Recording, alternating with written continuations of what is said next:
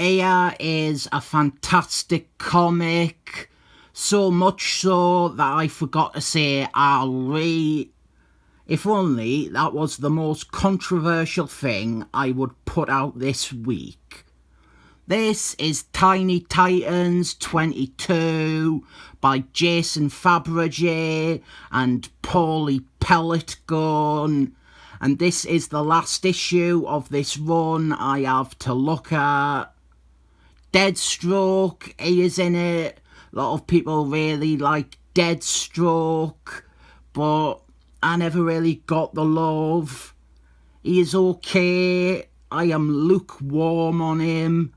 But this story is a fantastic Red Arrow versus Deathstroke comic. The issue, it starts with some of that new Phantasm character, and he crosses paths with Green Lanterns, the Kyle Reese version, and stuff like this is always a bit upsetting because we never really got to see Phantasm, the original ideas for him.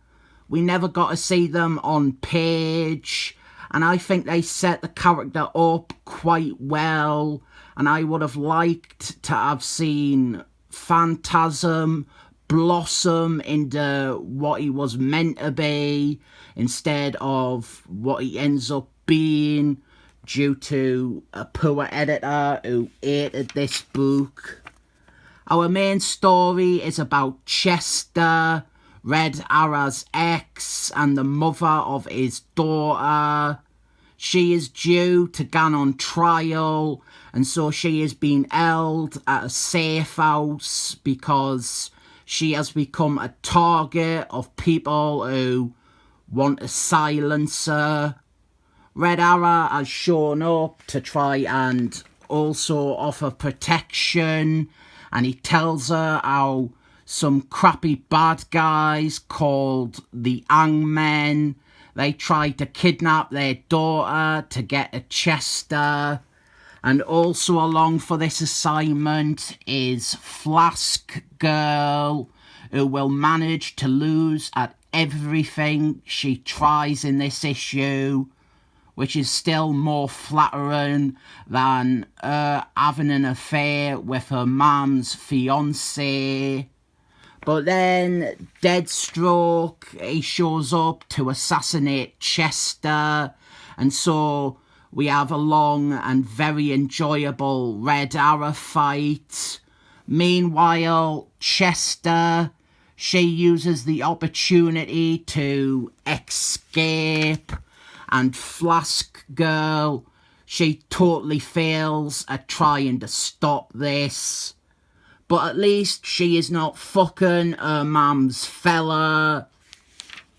Oh, this bit really made me laugh because this random dude, he's like just some random dude on the street. He asks Chester if she's alright, and then she roundhouse kicks him in the face. Just tickled me funny bone. As for the fight, it is drawn fantastically by Pelletier. Maybe, I would say maybe, it isn't as brutal or graphic as it is meant to be.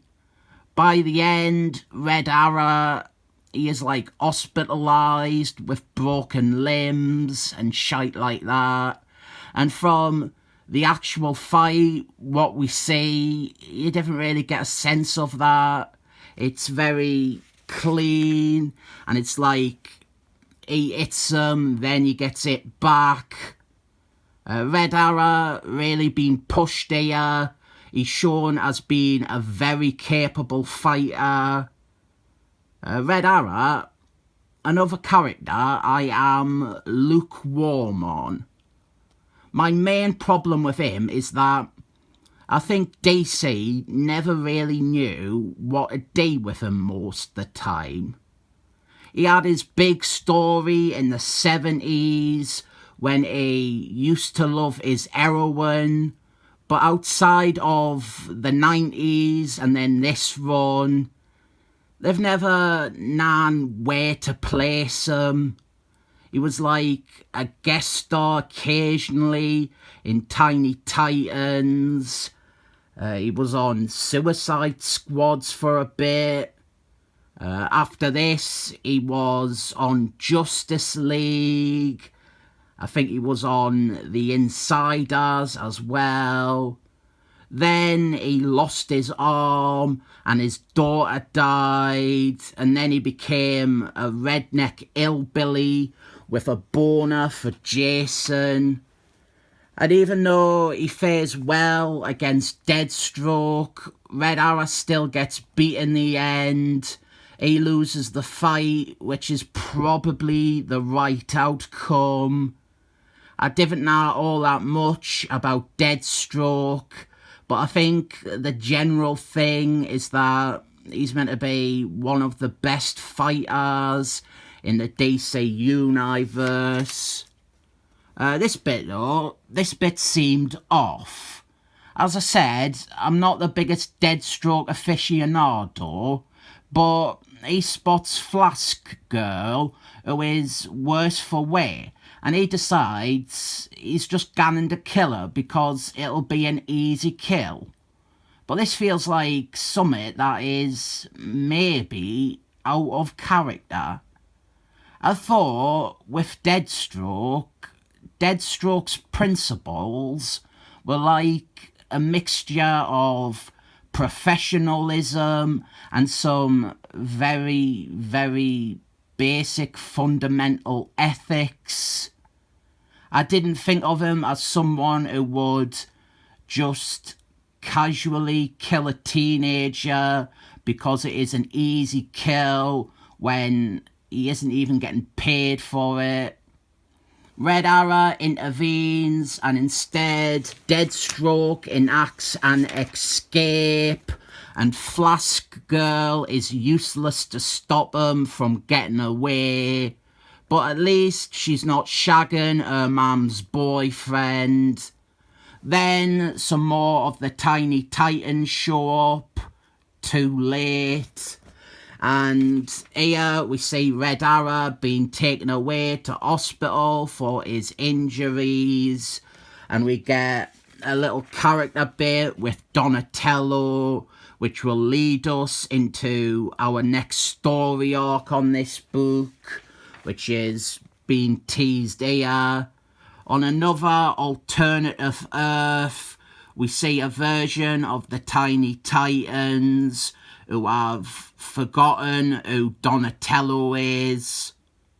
Other than Jade Lantern's here, and our here is Magneto, I cannot name any of these characters.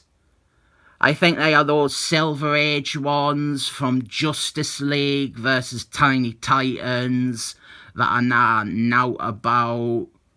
But all of this, it is observed by the Tiny Titans from the future, and we have already covered this story, and now, having read the 3 issues before it, I almost want to reread it again.